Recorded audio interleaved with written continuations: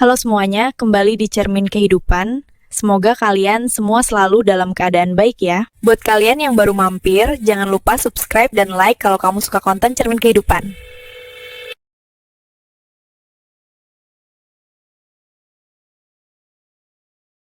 Kamu itu bukan darah daging kami, cuma beban yang bikin susah.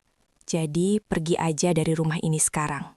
Kalimat itu terus terngiang di kepalaku, sambil tanganku gemetar memegang selembar kertas hasil tes medis yang baru saja kuterima dari dokter. Dadaku terasa sesak luar biasa, sampai oksigen di ruangan rumah sakit ini seolah menipis secara mendadak. Selama 26 tahun, aku bertahan di bawah makian dan tatapan sinis mereka. Mengira aku memang anak kandung yang mengecewakan. Namun rahasia besar yang baru saja terbongkar di depan mataku ini menjelaskan semua perlakuan kasar yang aku terima sejak kecil. Aku teringat bagaimana ibuku selalu membedakan porsiku dengan saudara yang lain, seolah aku ini orang asing yang menumpang hidup. Kini aku berdiri di persimpangan antara rasa sakit hati yang mendalam dan sebuah kenyataan pahit tentang asal-usulku yang sebenarnya. Air mataku jatuh membasahi kertas putih itu, tapi di saat yang sama, ada api yang menyala di dalam hatiku untuk membuktikan sesuatu. Aku sadar bahwa selama ini aku hanya dijadikan ATM berjalan saat aku mulai mandiri dan punya penghasilan sendiri. Sekarang saatnya aku mengambil keputusan besar yang akan mengubah hidup kami semua selamanya. Biarlah kebenaran ini menjadi akhir dari pengabdian butaku kepada orang-orang yang bahkan tidak menghargai keberadaanku. Kenalin, namaku Hana. Usiaku 26 tahun, dan sekarang aku sudah punya karir yang lumayan stabil sebagai manajer di sebuah perusahaan swasta. Kalau kalian lihat aku sekarang, mungkin kalian pikir hidupku enak. Tapi, jujur, masa kecilku itu benar-benar kayak di neraka. Sejak kecil, aku selalu ngerasa ada yang aneh sama posisi aku di rumah KPR sederhana kami di pinggiran Jakarta. Wajahku beda sendiri. Kulitku lebih cerah dibanding ibu dan bapak, dan aku satu-satunya yang punya mata bulat besar. Ibu sering banget mandang aku dengan tatapan yang dingin banget. Seolah aku ini benda asing yang gak sengaja masuk ke rumahnya. Kalau adikku, si bungsu, minta mainan baru, ibu langsung beliin tanpa mikir dua kali, pakai uang hasil jualan warungnya. Tapi kalau aku, untuk minta buku tulis baru aja, aku harus dengerin omelan ibu 1 jam penuh. Sambil dibilang, anak yang cuma bisa ngabisin duit. Dadaku sering banget sesak. Setiap kali ibu bilang aku ini beban keluarga yang gak tahu diri. Bapak juga sama aja. Beliau tipe orang yang gak banyak bicara, tapi sekalinya ngomong, kata-katanya nusuk sampai ke tulang. Aku masih ingat banget, pas lulus SMA, aku pengen banget lanjut kuliah, karena nilaiku bagus. Tapi, Bapak cuma naruh gelas kopi dengan kasar ke meja. Beliau bilang, gak usah mimpi tinggi-tinggi, karena mereka gak mau buang duit buat anak yang ujung-ujungnya cuma bakal jadi beban. Air mataku gak berhenti ngalir malam itu, sampai mataku bengkak. Tapi aku mutusin buat kerja keras, sambil kuliah malam pakai duit sendiri. Tahun-tahun berlalu, aku berhasil lulus dan dapat kerjaan yang bagus. Bahkan gajiku sekarang jauh di atas pendapatan mereka berdua. Tapi anehnya, sikap mereka berubah drastis, jadi manis kalau sudah tanggal 1 tiap bulannya, alias tanggal gajian. Mereka mulai sering telepon, nanya kabar, tapi ujung-ujungnya minta ditransfer buat bayar cicilan motor adikku atau buat biaya arisan ibu. Aku ngerasa kayak ATM berjalan, yang cuma dicari pas saldonya dibutuhin. Tapi kalau aku lagi capek, mereka nggak pernah peduli. Gara-gara tuntutan kerjaan yang makin berat, belakangan ini badanku sering banget drop dan gampang lemas tanpa alasan yang jelas. Kepalaku sering pusing muter-muter, sampai aku hampir pingsan di kantor kemarin siang. Bikin teman-teman satu divisiku panik semua. Aku mutusin buat izin setengah hari buat cek kesehatan ke rumah sakit, karena rasanya badanku ini udah gak beres. Aku takut ada penyakit serius yang lagi bersarang di tubuhku, dan aku gak mau mati konyol cuma karena kurang istirahat. Sampai di rumah sakit, dokter nyaranin aku buat lakuin cek darah lengkap dan beberapa tes laboratorium, biar hasilnya lebih akurat dan gak nebak-nebak. Aku cuma bisa pasrah dan ngikutin semua prosedur. Meskipun sebenarnya aku takut banget sama jarum suntik. Selama nunggu hasil lab keluar, Aku duduk sendirian di kursi tunggu rumah sakit yang dingin, ngeliatin orang-orang yang ditemenin keluarga mereka. Rasanya iri banget ngeliat anak seumuranku yang masih dimanja sama ibunya. Sedangkan aku di sini benar-benar berjuang sendirian. Tiba-tiba HP-ku bunyi. Ada chat WhatsApp masuk dari ibu yang isinya bikin hatiku langsung mencelos seketika. Bukannya nanya kabarku yang lagi sakit, ibu malah nagih uang buat beli perhiasan emas, karena dia malu kalah saing sama tetangga sebelah. Hana, jangan lupa transfer 1 juta lagi ya. Ibu mau beli kalung baru, biar nggak dihina Bu RT terus pas arisan nanti sore. Tulisnya. Aku cuma bisa menghela napas panjang. Ngerasa capek banget secara mental dan fisik, karena terus-terusan diperas kayak gini. Aku mutusin buat gak bales chat itu dulu, karena kepalaku makin nyut-nyutan dan pengen fokus ke hasil pemeriksaan dokter aja. Gak lama kemudian, namaku dipanggil sama suster untuk masuk ke ruang konsultasi dokter spesialis penyakit dalam. Dokter yang megang berkas tesku mukanya kelihatan serius banget, bikin jantungku deg-degan gak karuan, sampai tanganku dingin.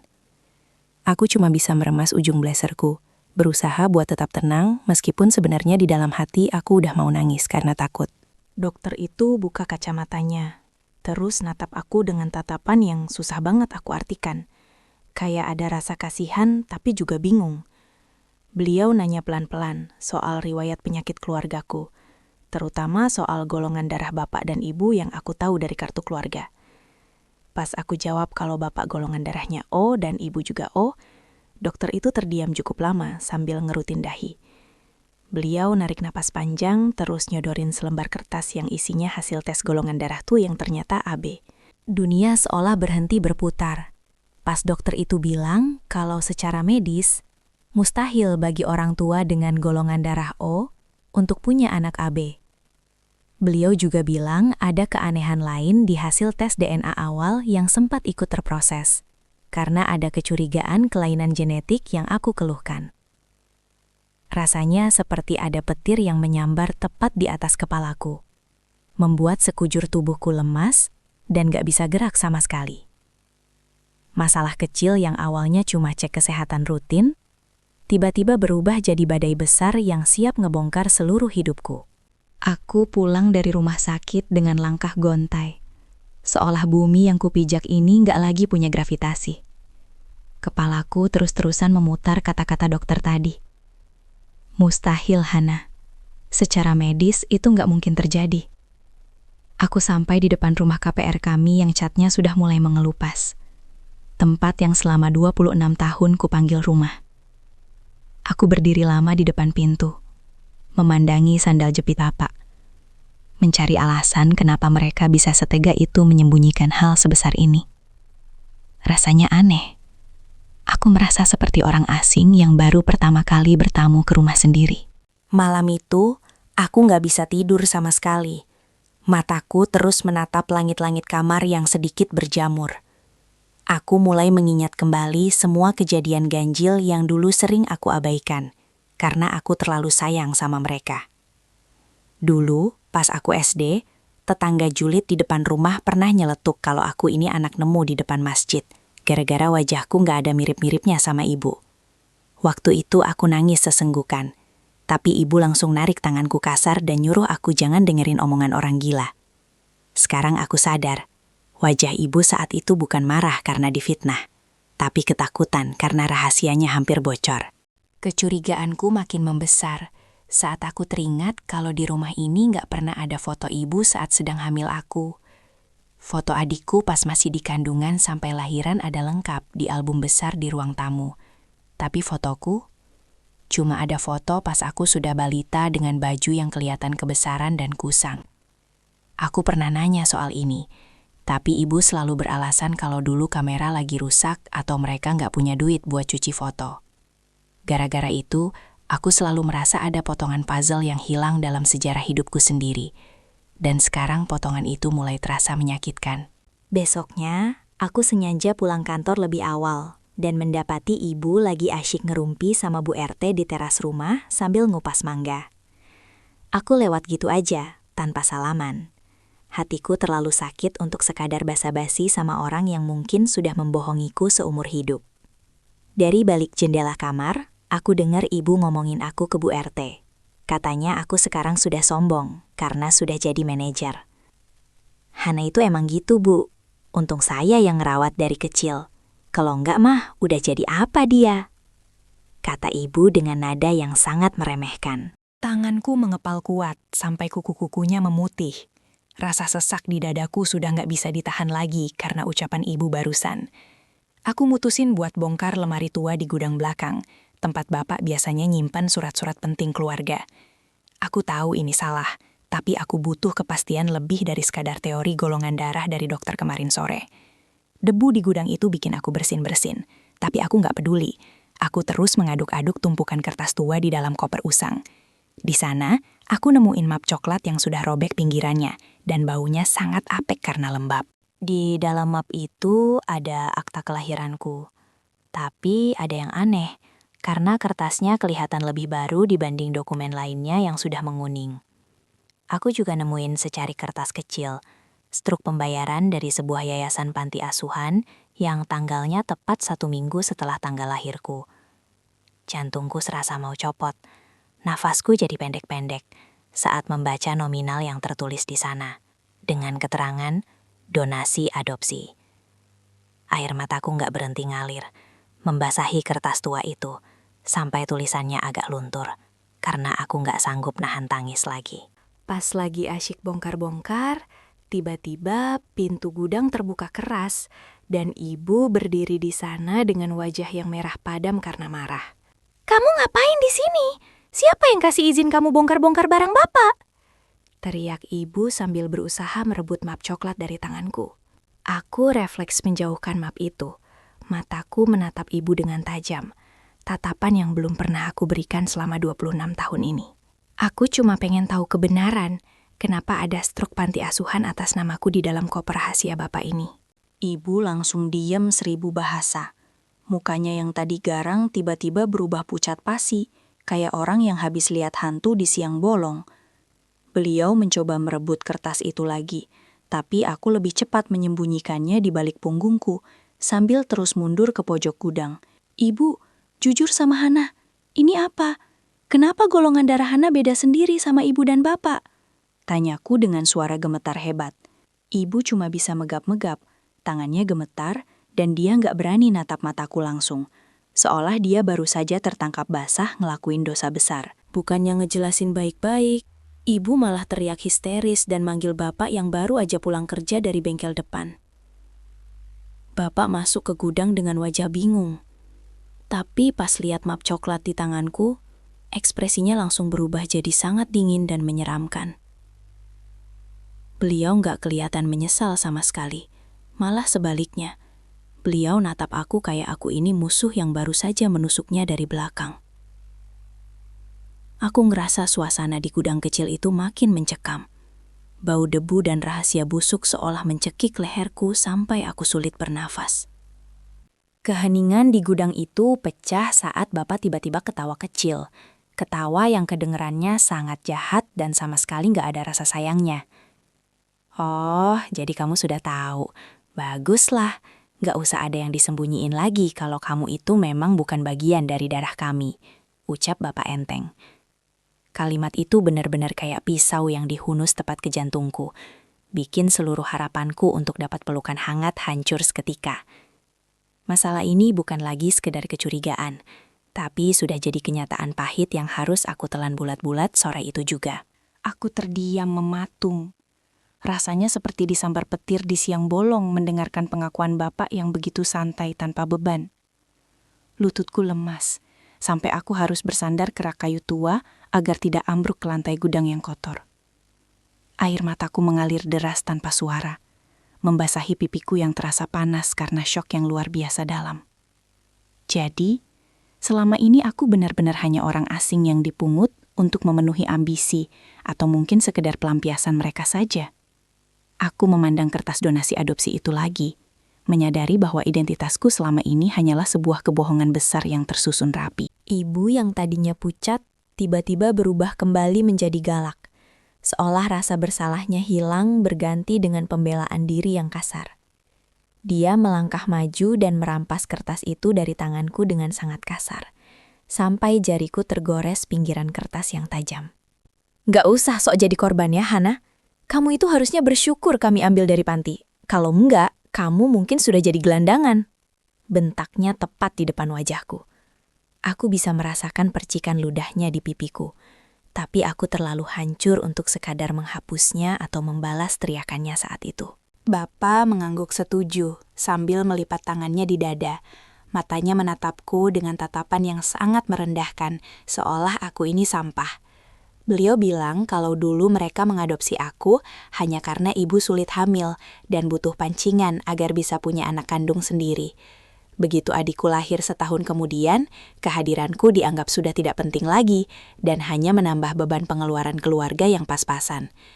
Mendengar itu, hatiku rasanya seperti diremas-remas sampai hancur berkeping-keping. Ternyata aku hanyalah alat pancingan yang setelah berhasil lalu dibuang secara mental. Pantas saja selama ini aku selalu merasa seperti anak tiri di rumah sendiri. Selalu mendapatkan sisa makanan atau baju bekas yang sudah tidak layak. Aku teringat setiap momen lebaran, adikku selalu dibelikan baju baru yang mahal di mall. Sementara aku hanya diberi baju lungsuran dari anak tetangga. Aku dulu mengira itu karena aku kakak yang harus mengalah. Tapi ternyata itu karena aku memang dianggap tidak berhak mendapatkan kasih sayang yang sama. Penemuan bukti konkret ini bukan cuma mengungkap asal-usulku, tapi juga membuka luka lama yang selama ini coba aku tutup-tutupi dengan kerja keras. Aku mencoba berdiri tegak meski badanku masih bergetar hebat. Mencoba mencari sisa-sisa keberanian untuk bertanya tentang orang tua kandungku yang sebenarnya. Dengan suara yang hampir habis karena tangis, aku bertanya pelan. "Lalu, siapa orang tua kandungku? Ibu dan bapak masih simpan datanya?" Ibu tertawa sinis. Suara tawanya terdengar sangat mengerikan di telingaku, seperti mengejek kenaifanku yang masih berharap banyak. Beliau bilang mereka sudah membuang semua dokumen panti asuhan itu sejak lama, karena mereka tidak mau aku punya kesempatan untuk mencari orang tua asli yang menurutnya sudah membuangku. Kebencian mulai tumbuh di hatiku, bukan kepada orang tua kandungku yang tidak kukenal, tapi kepada dua orang di depanku yang sudah membohongiku selama puluhan tahun. Mereka mengambilku, memberiku beban hidup yang berat, lalu memeras tenagaku setelah aku dewasa, tanpa memberikan sedikit pun cinta yang tulus. Aku merasa seperti investasi bodong bagi mereka, yang diharapkan bisa mengembalikan modal besar setelah aku sukses bekerja di perusahaan besar. Rasanya sakit sekali mengetahui bahwa setiap rupiah yang kukirimkan setiap bulan sebenarnya hanya dianggap sebagai uang sewa, karena sudah dirawat.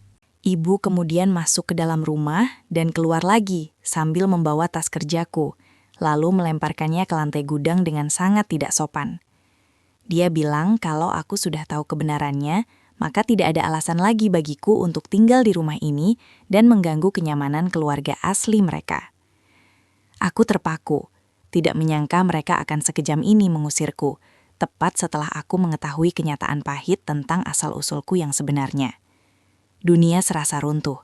Aku baru saja kehilangan identitas, dan sekarang aku kehilangan tempat tinggal yang selama ini kuanggap sebagai perlindungan terakhir. "Pergi kamu sekarang. Bawa semua barang-barangmu. Jangan ada yang tertinggal sedikit pun. Aku muak lihat wajahmu yang sok suci itu," teriak ibu lagi. Adikku yang baru pulang dari kampusnya hanya berdiri di ambang pintu, melihatku dengan tatapan dingin tanpa ada niat untuk membela atau setidaknya bertanya apa yang terjadi. Dia bahkan menutup hidungnya, seolah-olah aku ini tumpukan sampah yang bau dan harus segera disingkirkan dari pemandangan indahnya. Di saat itulah aku sadar, di rumah ini tidak pernah ada satu orang pun yang benar-benar menganggapku sebagai keluarga. Aku memungut tas kerjaku dengan tangan gemetar, mencoba menjaga martabatku yang sudah diinjak-injak habis oleh orang-orang yang selama ini kusebut ayah dan ibu. Aku menatap mereka untuk terakhir kalinya. Merekam setiap gurat wajah mereka yang penuh kebencian agar aku tidak pernah lupa rasa sakit ini. Tidak ada lagi air mata yang tersisa. Yang ada hanyalah kekosongan dan keinginan kuat untuk pergi sejauh mungkin dari lingkungan beracun ini. Aku berjalan keluar dari gudang, melewati ruang tamu, mengabaikan foto keluarga di dinding yang kini terlihat seperti pajangan penuh kepalsuan. Saat aku melangkah keluar pagar rumah KPR itu, langit Jakarta mendung, seolah ikut merasakan kesedihan yang sedang kupikul sendirian di pundakku. Aku membawa lari kebenaran yang menghancurkan ini ke dalam mobilku, satu-satunya aset yang kubeli dengan tetesan keringatku sendiri tanpa bantuan mereka. Di dalam mobil, aku menangis sejadi-jadinya, sampai dadaku sakit, memukul-mukul setir karena rasa kecewa yang luar biasa mendalam kepada takdir. Ini bukan sekedar penemuan identitas. Ini adalah hari di mana Hana yang malang mati, dan Hana yang baru harus lahir dari puing-puing kehancuran ini. Aku nggak langsung pergi gitu aja. Aku berhenti di depan pagar, narik nafas panjang sampai paru-paruku rasanya mau pecah. Aku mutusin buat keluar dari mobil dan balik lagi ke teras rumah. Tempat ibu dan bapak masih berdiri dengan wajah angkuh mereka, seolah habis menang perang. Kali ini aku nggak nangis lagi. Aku tatap mata ibu tajam-tajam. Tatapan yang bikin dia sedikit mundur karena kaget melihat keberanianku yang tiba-tiba muncul. Jadi, ini alasan ibu selalu kasih aku nasi sisa, sedangkan adik makan daging enak. Karena aku cuma pancingan. Tanya aku dengan suara yang tenang, tapi dingin. Ibu bukannya minta maaf, malah meludah ke samping dan berkacak pinggang dengan daster batik kumalnya yang sudah pudar. Ya memang, harusnya kamu itu sadar diri. Sudah untung dikasih makan dan tempat tinggal. Sekarang malah mau ngelunjak nanya-nanya hak. Teriaknya lantang, sampai tetangga sebelah mulai ngintip dari balik gorden. Aku cuma senyum pahit. Senyum yang paling menyakitkan yang pernah aku buat seumur hidupku, karena aku baru sadar betapa rendahnya mentalitas mereka. Aku keluarin HP, aku tunjukin mutasi rekeningku selama setahun terakhir, yang jumlahnya ratusan juta, karena aku selalu nurutin kemauan mereka. Selama ini, ibu bilang aku beban. Tapi lihat ini, siapa yang bayarin cicilan motor adik yang gak tahu diri itu kalau bukan aku? Suaraku mulai meninggi, bikin bapak yang tadinya cuma diem langsung melotot. Bapak maju selangkah, mau sok jagoan kayak biasanya kalau lagi marah. Tapi aku gak mundur sedikit pun, karena aku udah gak takut lagi sama ancaman kosongnya. Aku bilang ke mereka kalau mulai detik ini, semua fasilitas yang aku kasih bakal aku cabut. Termasuk biaya kontrakan rumah ini, yang ternyata masih atas namaku. Bapak kaget banget, sampai mulutnya mangap. Dia baru ingat kalau 2 tahun lalu aku yang urus balik nama dan pelunasan rumah ini pakai bonus tahunanku. Kamu nggak bisa gitu, Hana. Ini rumah kami. Kamu itu anak durhaka kalau berani ngusir orang tua. Bentak bapak dengan urat leher yang keluar semua. Aku ketawa kencang. Ketawa yang saking sakitnya sampai terdengar kayak orang gila. Karena lucu banget lihat orang yang baru aja ngusir aku, tiba-tiba bawa-bawa istilah durhaka. Aku tegasin ke mereka kalau aku bukan anak mereka. Jadi istilah durhaka itu sama sekali nggak berlaku buat aku. Ibu mulai panik. Dia coba pegang tanganku. Akting jadi sedih dengan muka melas yang biasanya berhasil bikin aku luluh dan kasih uang tambahan. Hana, sayang, ibu tadi cuma emosi. Jangan dimasukin ke hati ya, nak. Kita bicarain baik-baik di dalam yuk. Rayunya dengan suara yang dibikin-bikin lembut. Aku tepis tangannya kasar. Aku bilang aku bukan lagi Hana si ATM berjalan yang bisa mereka tipu pakai air mata buaya dan drama keluarga miskin.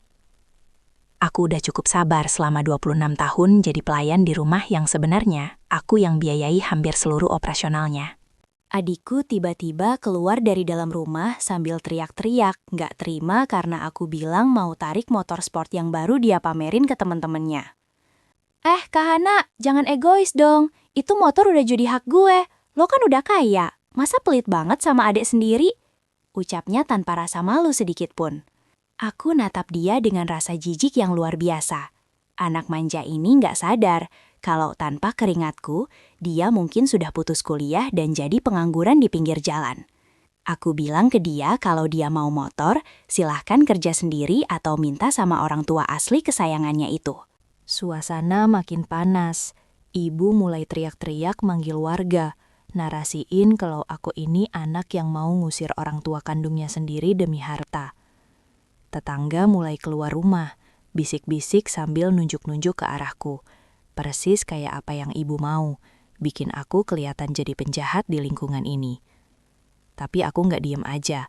Aku buka suara keras-keras, biar semua orang dengar. Aku bilang kalau aku baru aja tahu kalau aku bukan anak mereka, dan selama ini cuma diperas habis-habisan. Aku tunjukin hasil tes DNA dari rumah sakit yang masih aku pegang erat, biar semua orang tahu siapa yang sebenarnya jahat di sini. Orang-orang yang tadinya mau ngehakimi aku langsung diem 1000 bahasa pas lihat kertas medis resmi dengan logo rumah sakit besar itu. Ibu mukanya langsung merah padam karena malu. Rahasia busuknya terbongkar di depan publik. Apalagi sama Bu RT yang paling doyan gosip. Kalian denger ya, mulai hari ini Hana yang kalian kenal sudah mati. Jangan pernah cari aku lagi untuk urusan apapun, terutama urusan duit. Tegasku sambil jalan balik ke arah mobil. Aku nggak peduli lagi sama teriakan histeris ibu yang mulai maki-maki aku lagi, dengan kata-kata yang jauh lebih kasar dari sebelumnya. Pas aku sudah di dalam mobil dan mau starter mesin, Bapak mukul-mukul kaca mobilku kayak orang kesurupan. Minta aku jangan ninggalin mereka tanpa uang sebeser pun. Aku cuma liatin dia dari balik kaca film yang gelap. Ngerasa kasihan sekaligus puas melihat laki-laki yang dulu aku puja sebagai pahlawan ternyata serendah itu. Aku injak pedal gas dalam-dalam, ninggalin kepulan asap dan debu di depan rumah yang penuh kenangan pahit itu, tanpa sedikit pun niat buat nengok ke belakang. Hatiku rasanya plong banget. Meski ada lubang besar karena kehilangan keluarga, tapi setidaknya aku nggak lagi hidup dalam kebohongan. Malam itu aku menginap di Hotel Bintang 5. Tempat yang gak pernah berani aku datengin dulu karena selalu mikirin gimana caranya nabung buat keperluan rumah. Aku duduk di balkon, ngeliatin lampu-lampu kota Jakarta, sambil ngerasain kebebasan yang sebenarnya buat pertama kali dalam hidupku. Aku mutusin buat ganti nomor HP, blokir semua akses komunikasi dari mereka, dan mulai fokus cari orang tua kandungku lewat yayasan yang ada di Struk tadi. Aku berjanji sama diriku sendiri. Hana yang sekarang bakal hidup buat dirinya sendiri. Bukan buat jadi alat pemuas keserakahan orang lain. 3 tahun berlalu sejak malam yang menghancurkan sekaligus membebaskanku itu. Dan hidupku benar-benar berubah 180 derajat. Aku sudah tidak lagi bekerja di perusahaan lama, melainkan sukses membangun bisnis agensi kreatifku sendiri yang cabangnya sudah ada di 2 kota besar. Aku juga berhasil menemukan keluarga kandungku yang ternyata selama ini juga mencariku. Mereka bukan orang kaya raya, tapi mereka menerimaku dengan pelukan hangat yang tidak pernah kurasakan sebelumnya. Sekarang, aku tinggal di apartemen mewah dengan pemandangan kota yang indah, jauh dari kebisingan drama rumah KPR yang dulu mencekik leherku setiap hari. Suatu sore, aku mendapatkan kabar dari seorang teman lama yang masih tinggal di lingkungan lamaku soal kondisi ibu dan bapak yang katanya makin memprihatinkan. Ternyata benar kata orang. Harta yang didapat dari hasil memeras keringat orang lain secara zalim gak akan pernah berkah dan bakal cepat habis. Sejak aku mencabut semua fasilitas dan menghentikan aliran dana, rumah KPR itu akhirnya disita bank karena mereka gak sanggup bayar sisa cicilannya. Mereka terpaksa pindah ke rumah kontrakan petak yang sempit di Gang Buntu. Hidup luntang-lantung karena nggak ada lagi ATM berjalan yang bisa mereka kuras habis-habisan. Adik kesayangan mereka yang dulu manja banget itu ternyata malah jadi beban terbesar bagi mereka sekarang, setelah aku nggak lagi membiayai kuliahnya. Dia nggak lulus kuliah. Motor sport yang dulu dia bangga-banggakan sudah ditarik leasing karena nunggak berbulan-bulan. Dan sekarang dia cuma jadi pengangguran yang hobinya main game. Kabarnya dia sering banget berantem sama ibu, sampai teriak-teriak. Persis kayak cara ibu memperlakukan aku dulu. Seolah karma sedang bekerja lewat anak kandungnya sendiri. Ibu yang dulu sombong di depan para tetangga sekarang cuma bisa menunduk malu kalau papasan sama orang. Gak ada lagi perhiasan emas yang bisa dipamerkan. Suatu hari, saat aku sedang menghadiri peresmian kantor baruku, tiba-tiba ada seorang wanita tua dengan pakaian lusuh dan wajah yang sangat lelah mencoba masuk ke lobi. Aku hampir nggak mengenali kalau itu adalah ibu. Sosok yang dulu begitu galak dan angkuh, kini tampak sangat ringkih dengan kerutan dalam di dahinya. Dia menangis terseduh-seduh saat melihatku dari kejauhan. Mencoba mendekat, tapi langsung ditahan oleh satpam karena dia nggak punya janji temu. Aku berdiri diam di balik pintu kaca, memperhatikan pemandangan itu dengan hati yang datar. Tidak ada lagi kemarahan, tapi juga tidak ada lagi rasa iba yang tersisa. Ibu berteriak memanggil namaku dengan suara serak, memohon maaf dan bilang kalau bapak sekarang lagi sakit keras, dan mereka nggak punya biaya buat ke dokter. Dia bilang kalau mereka sangat menyesal sudah mengusirku, dan memohon supaya aku mau kembali jadi anak mereka lagi seperti dulu. Aku menarik napas panjang, lalu berjalan keluar menemui dia, hanya untuk memberikan satu jawaban terakhir, agar dia berhenti berharap padaku. Aku bilang padanya dengan tenang, "Ibu lupa, ibu sendiri yang bilang kalau aku bukan darah daging kalian dan cuma beban. Jadi, carilah bantuan pada anak kandung yang ibu banggakan itu." Wajah ibu langsung pucat pasi. Dia terduduk lemas di lantai lobi, sambil terus memohon. Tapi keputusanku sudah bulat, dan gak bisa diganggu-gugat lagi. Aku memberikan dia amplop berisi uang secukupnya, bukan sebagai anak, tapi sebagai sedekah kepada orang asing yang memang sedang membutuhkan bantuan darurat. Aku tegaskan kalau ini adalah pemberian terakhir dariku. Dan setelah ini, aku nggak mau lagi melihat wajahnya di lingkungan kantor atau tempat tinggalku, atau berbalik badan tanpa menoleh sedikit pun. Membiarkan dia meraung menyesali perbuatan jahatnya di masa lalu, yang kini berbuah kepahitan luar biasa. Bapak pun kabarnya hanya bisa terbaring di tempat tidur kontrakan sempitnya, meratapi nasibnya yang ditinggal pergi oleh teman-temannya karena sudah nggak punya uang. Mereka sekarang merasakan sendiri gimana rasanya diabaikan dan dianggap nggak berharga, persis seperti apa yang mereka lakukan padaku selama puluhan tahun. Semua tetangga yang dulu mereka hasut, sekarang malah berbalik mencibir mereka sebagai orang tua yang nggak tahu diri, karena sudah menyia-nyiakan anak sebaik aku. Inilah karma yang paling menyakitkan, yaitu harus menjalani masa tua dalam kemiskinan dan penyesalan mendalam, sambil melihat orang yang mereka sakiti hidup bahagia. Hidupku sekarang terasa jauh lebih ringan tanpa beban emosional dari orang-orang toksik, yang selama ini hanya memanfaatkan kasih sayangku yang tulus. Aku belajar kalau keluarga itu bukan cuma soal darah, tapi soal siapa yang tetap berdiri di sampingmu saat kamu nggak punya apa-apa, dan siapa yang menghargaimu sebagai manusia. Aku sudah memaafkan masa laluku, tapi bukan berarti aku harus kembali masuk ke dalam lubang yang sama yang hampir menghancurkan masa depanku. Aku memilih untuk fokus pada masa depan bersama keluarga kandungku dan bisnis yang sedang berkembang pesat ini, meninggalkan semua kenangan pahit itu di belakang. Kisahku ini jadi pelajaran buat siapapun. Jangan pernah merendahkan orang lain hanya karena mereka nggak punya hubungan darah atau karena mereka terlihat lemah. Roda kehidupan itu berputar, dan Tuhan nggak pernah tidur melihat air mata orang-orang yang dizolimi oleh mereka yang merasa punya kuasa. Sekarang, setiap kali aku bercermin, aku nggak lagi melihat Hana yang malang. Tapi aku melihat seorang wanita kuat yang berhasil bangkit dari puing-puing pengkhianatan. Aku bangga pada diriku sendiri, karena berani mengambil keputusan sulit untuk pergi dan membuktikan kalau aku bisa sukses tanpa harus bergantung pada mereka. Pesan moral untuk kalian semua. Jangan pernah takut untuk melepaskan ikatan yang beracun, meskipun itu adalah orang-orang yang selama ini kalian anggap sebagai keluarga. Kebahagiaan dan ketenangan batinmu jauh lebih berharga daripada mempertahankan status anak berbakti di depan orang-orang yang sebenarnya hanya ingin menghancurkanmu.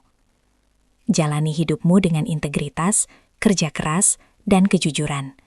Maka alam semesta akan mencarikan jalan terbaik untuk kesuksesanmu. Sekarang aku hidup dengan damai, tanpa bayang-bayang masa lalu, dan siap menyambut hari esok dengan senyuman yang jauh lebih tulus.